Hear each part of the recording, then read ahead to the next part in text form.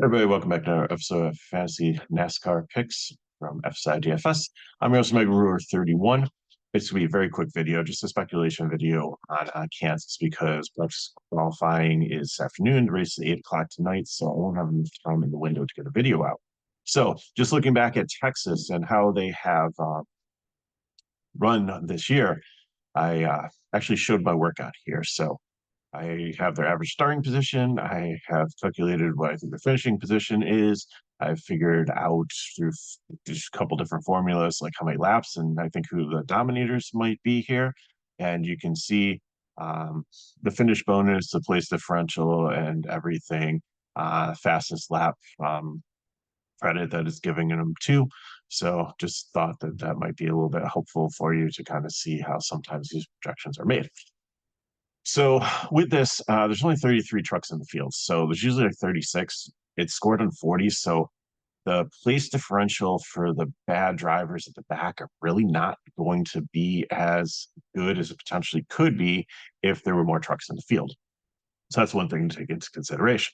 The other thing is there's really no incentive to go out and qualify well here or do anything because, there are some points where trucks can end up laps down, but in the grand scheme of things, everybody's going to qualify. So why go out there and risk like screwing up your truck or anything or setting it up for a hot lap or anything? Set it up for the long run because it doesn't matter. So that can make things really interesting. I'll start at the top. Majeski looks like the best one to potentially get the pole here and just worry about finishing position. So I think as a cash play, I think he'll dominate early if he is up there. And he'll definitely be probably in contention today. Ikas, same thing, has run really well here. Was decent at Texas. My projection has him finishing second and leading about 10 laps, potentially being a dominator at some point here. Time is the one that I want to put as a prime play here. Just really good. Just, in my opinion, the best driver in the truck series. And he's, getting some cup experience. He's the next superstar in this sport overall. I just keep on saying that. Not that I'm a huge fan of him as a driver, not that I hate him either, but I just see the writing on the wall and the talent is there.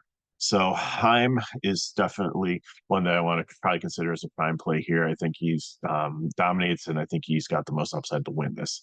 Sanchez could be a spoiler. He's run really well. It's gonna be hard to get like this many 10K guys in, but I think he works good as a GPP. If he can qualify well and work his way up to the field, it's been pretty aggressive. That might be more like GPP, not reckless aggressive, but it has cost him a couple times. So I think I have him finishing third here. Brett Moffitt, these are his old numbers, so that's why the model has him qualifying like really well and stuff. I think you can consider him a cash 87. He's an experienced driver. He's jumping back into the truck, but like he knows the track. He's raced really well in the truck series. He's former champion and Tricon. This is an all-star truck. I think that he has a good day. And the worse he qualifies, the better play I think that he is. So if he qualifies like down deep in the field, he could potentially become prime play. So I'll have to keep my eye on that. Zane Smith is a very good truck driver. He's not in the same truck he had before, but he's in a real truck in a really good team here. So I think he definitely has some upside, and he raced pretty well at Texas.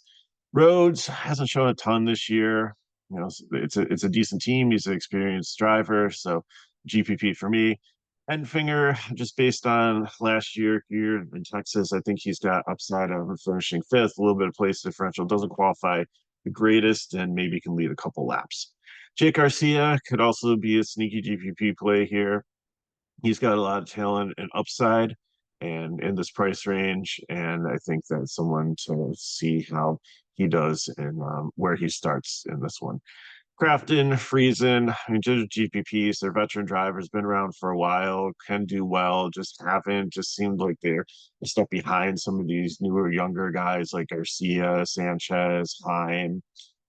So I don't play a ton of them unless it's a situation.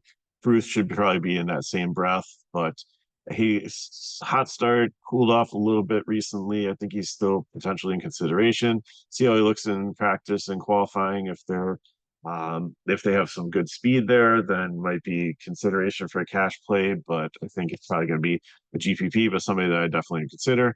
Lane Riggs, just the numbers look really bad just because I don't think he's going to finish 28th here.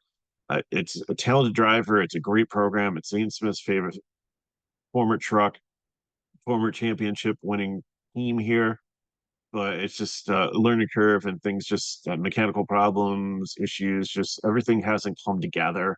It will eventually. We're not there yet. So GPP, not a fade.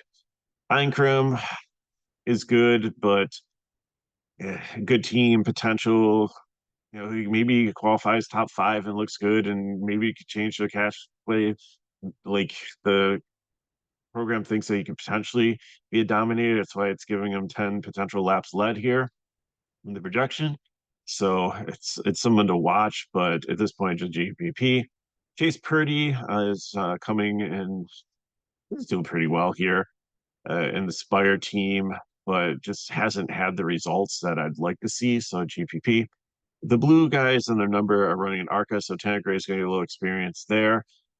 Decent driver, like his brother's definitely taken him over, but Tanagray, I still think the talent's there and the team's decent. So a GPP here, but in the right situation, could maybe work his way into cash consideration. Tanagray, a prime play, is just, I feel like just he was underpriced before. He's 92, but that's if he qualifies down like he usually has and usually works his way up and has like a top 10 finish and potential to lead some laps, I think that's why I'm considering the potential for one play. Daniel Dye was like a top five truck at Texas, raced really well. So I think you cash consideration there. Every time he starts pretty high up, has been recently. So I like it. So I think I'll consider him for cash. Dean Thompson's the opposite. He's qualified well, but slips back. Probably kind of it's a decent truck and everything, but I think he's GPP compared to the rest of the drivers in his price range. Kaiser Mozak jumps into the truck that completely dominated at Texas that Kyle Busch won in. So I think you definitely got considering cash. He ran well in Xfinity uh, on tracks like this. So I think the talent's there in a 75. I think he's a solid cash play. Curry has some floor with Nice, probably the second best Nice truck. They've been solid this year. I think he could definitely move, probably qualify in the 20s, move up to like close to 15th and 6,400. That's enough to pay off what he needs.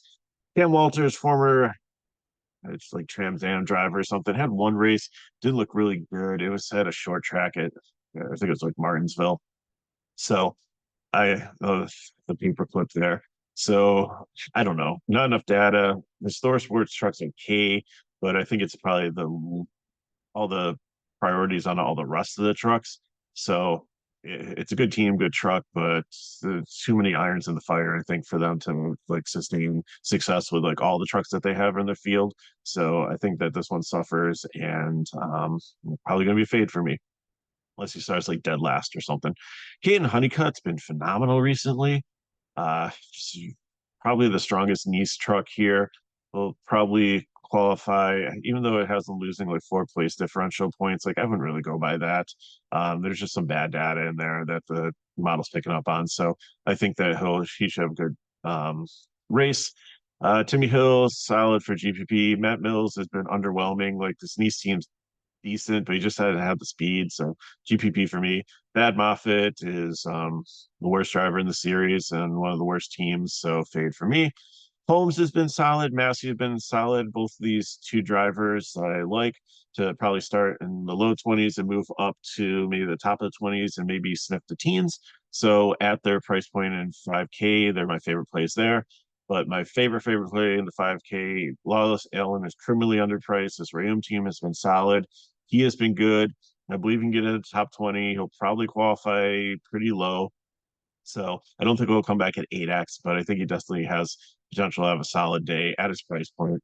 Spencer Boyd's a GPP. There's much go Holmes, Massey, or Allen in this price range. Like I not don't want Boyd.